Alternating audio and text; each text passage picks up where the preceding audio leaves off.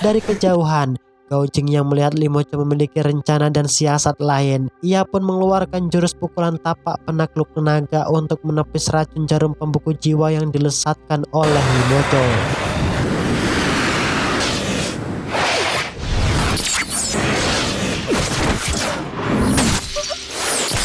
Singkat cerita, Yoko berjalan dengan penuh enjoy tanpa beban di sana.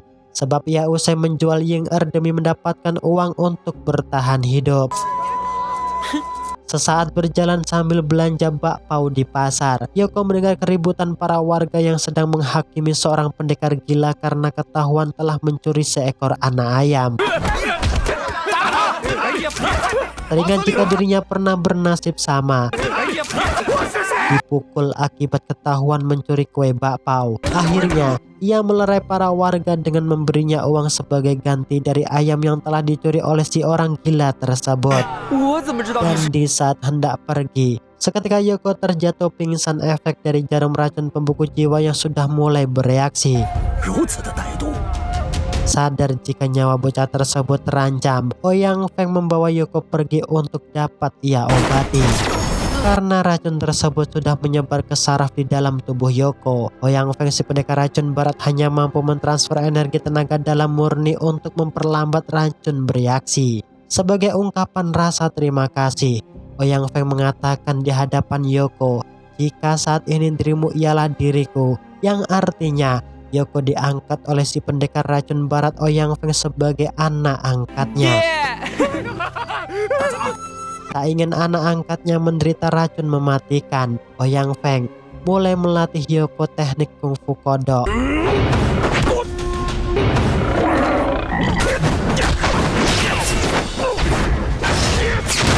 Agar Yoko bisa mengeluarkan racun jarum pembuku jiwa setelah Yoko benar-benar menguasai teknik kungfu kodok yang diajarkan olehnya.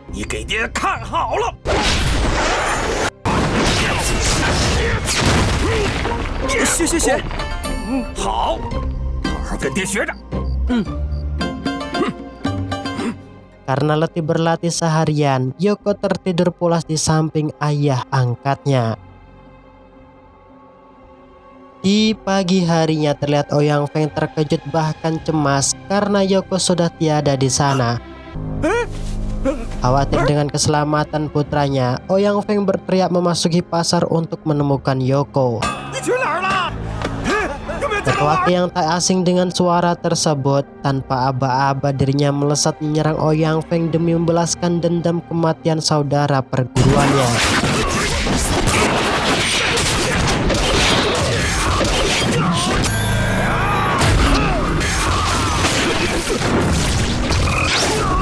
Akibat pertarungan sengit itulah, pasar menjadi hancur berantakan. Bahkan energi kungfu yang masing-masing mereka keluarkan sampai menggetarkan meja Gao Jing dan Huang Rong.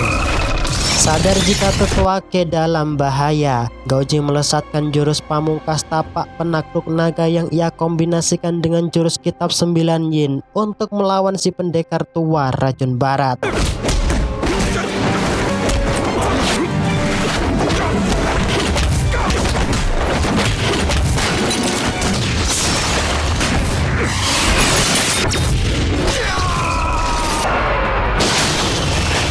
Benar saja di sini nampak Ouyang Feng terpental akibat tak mampu menahan serangan yang dilesatkan oleh Gao Jing. Sadar jika ayah angkatnya kalah bertarung, Yoko berupaya menolong ayahnya untuk ia bawa pergi dari sana. Karena luka dalam yang dialami lumayan serius, Ouyang Feng meminta Yoko membawanya bersembunyi.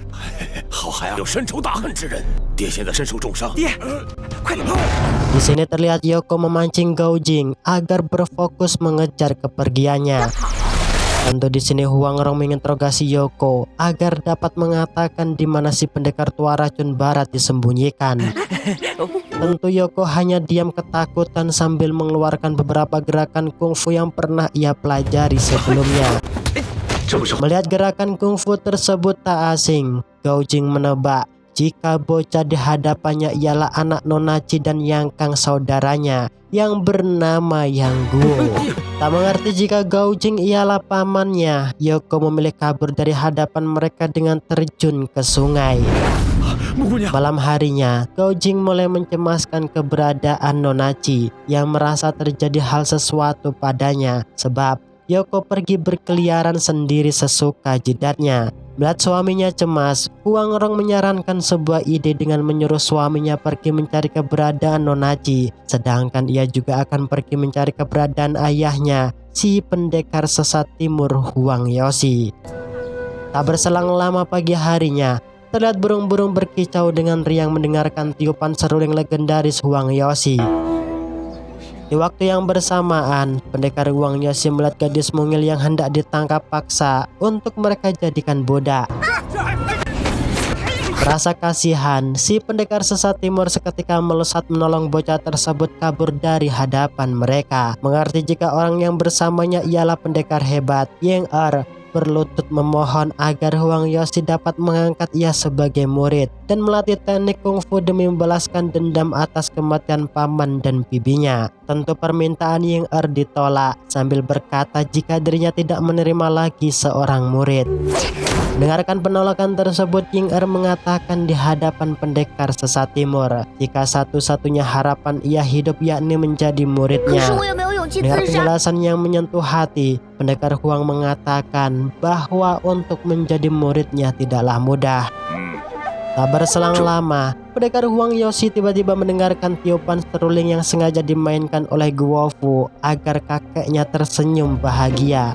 Melihat kehadiran cucu dan anaknya, pendekar Huang Yoshi seketika kabur dari hadapan mereka. Di keramaian pasar inilah Yang bertemu Yoko kembali. Kesal dengan ulah perbuatan Yoko, Yang mengadu pada gurunya bahwa dialah yang menjual dirinya di rumah hiburan.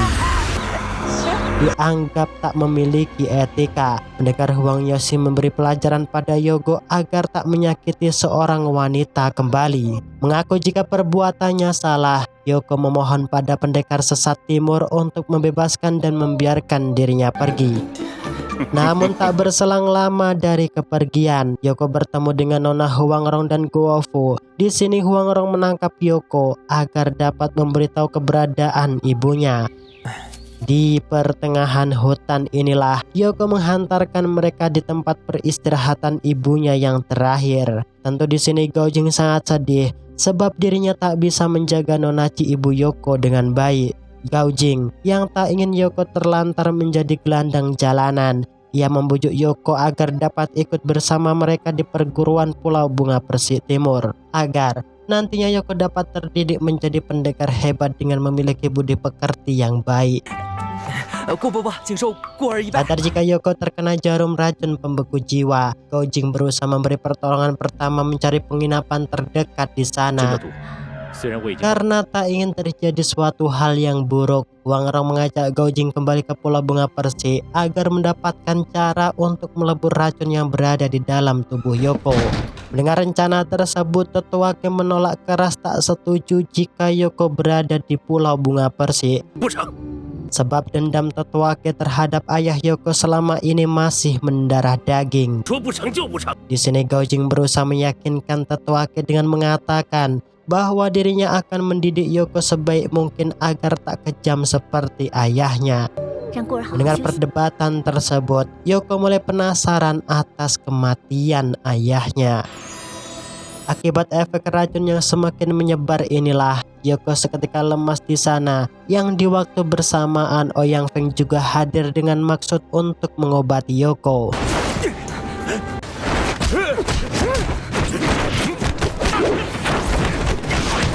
Yoko yang tak ingin ayah angkatnya terluka, ia sengaja memberi kode kedipan mata menyuruh Ouyang Feng mundur pergi menyelamatkan diri. Di sini Yoko bertanya penyebab akan kematian ayahnya di hadapan Gaojing. 他的死跟你有关系吗？带我去看 Karena 花 belum 场。 waktunya untuk tahu, Gaojing hanya terdiam bingung di hadapannya. Singkat cerita, keesokan paginya terlihat mereka akhirnya sampai di Pulau Bunga Persik Timur. Di sini Gaojing mengangkat mereka menjadi murid sambil mewejangi agar tetap saling menjaga satu sama lain. 是师傅。 Wang Reng yang memiliki perasaan cemas serta tak mau Yoko berkarakter seperti Yang Kang.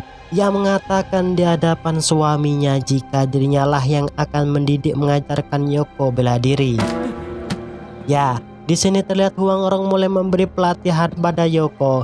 Namun pelajaran yang diterima Yoko sangat berbeda dengan yang lain, yang mana Huang Rong menyuruh Yoko memahami isi tumpukan buku yang ia beri dengan tujuan agar Yoko belajar ilmu kesabaran, moralitas, adab, dan kebaikan. Hari demi hari pun mereka lalui. Rasa jenuh membaca, Yoko dengan senyap berlatih kungfu kodok yang sudah pernah diajarkan oleh Ouyang Feng. Yoko yang melihat jika si bersaudara kembar tak lihai dalam berlatih tentu membuatnya tertawa meremehkan di hadapan mereka. Kesal melihat ulah Yoko, si kembar bersaudara berganti membeli pelajaran pada Yoko dengan mengikat dan melemparnya ke dalam danau. 不， Dalam mode pasrah inilah untungnya Yoko berhasil diselamatkan oleh Ouyang Feng. Tentu di sini mereka sangat cemas setelah melihat Yoko menghilang. 他不会死啊？ Takut kena marah, mereka sepakat tetap berhasil akan hilangnya Yoko. 好追，好追！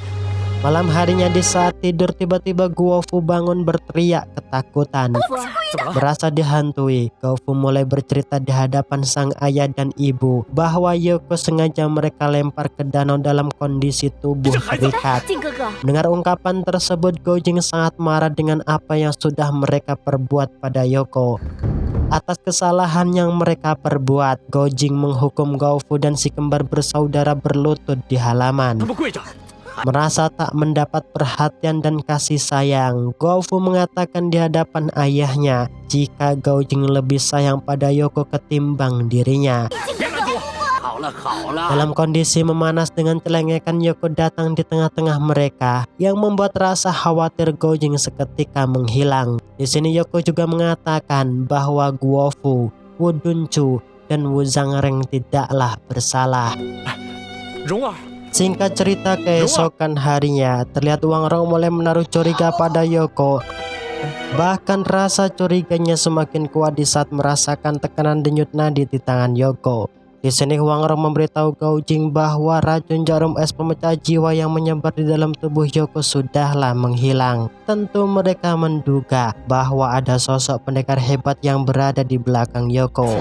Sedangkan di sisi lain, terlihat Yoko menghampiri Ouyang Feng di Pulau Bunga Persik. Di sini Ouyang Feng meminta Yoko memperagakan jurus kungfu kodok yang sudah pernah ia ajarkan padanya.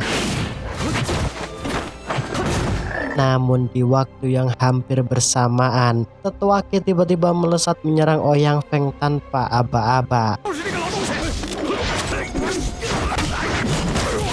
Bila jika tetua Qi kalah telak melawan Ouyang Feng, Gaojing dan Huang Rong pun seketika juga melesat menyerangnya. Tak ingin ambil risiko yang membahayakan, Ouyang Feng yang sudah terluka ia memilih kabur dari sana. Tetua Qi yang mengerti jika Yoko mempunyai hubungan dengan Ouyang Feng, ia menggertak Yoko untuk memberitahu tempat keberadaan Ouyang Feng.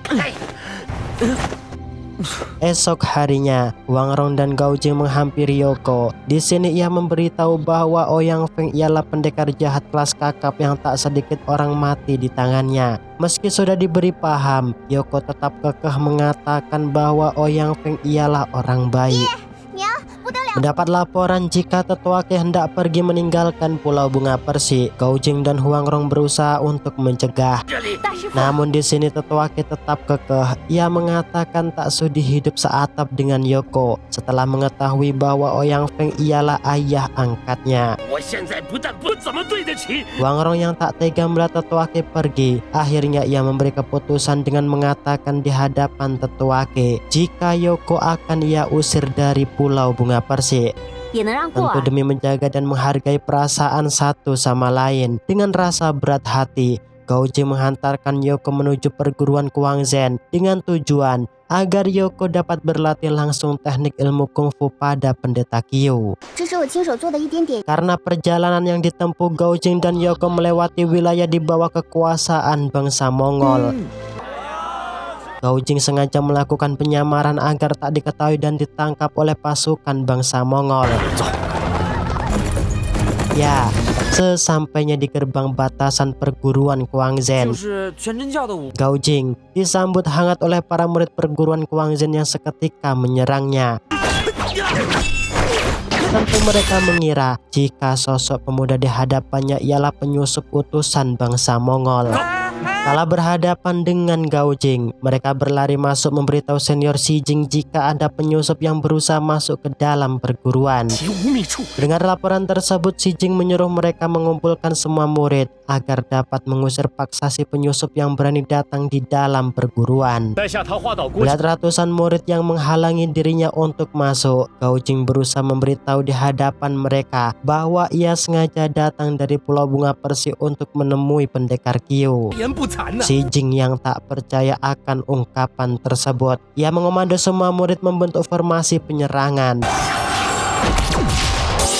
Tentu bagi Gao Jing hal tersebut bukanlah masalah besar, yang mana dalam waktu sekejap para murid perguruan Kuangzhen dapat dengan mudahnya ia ratakan. 我一半在练。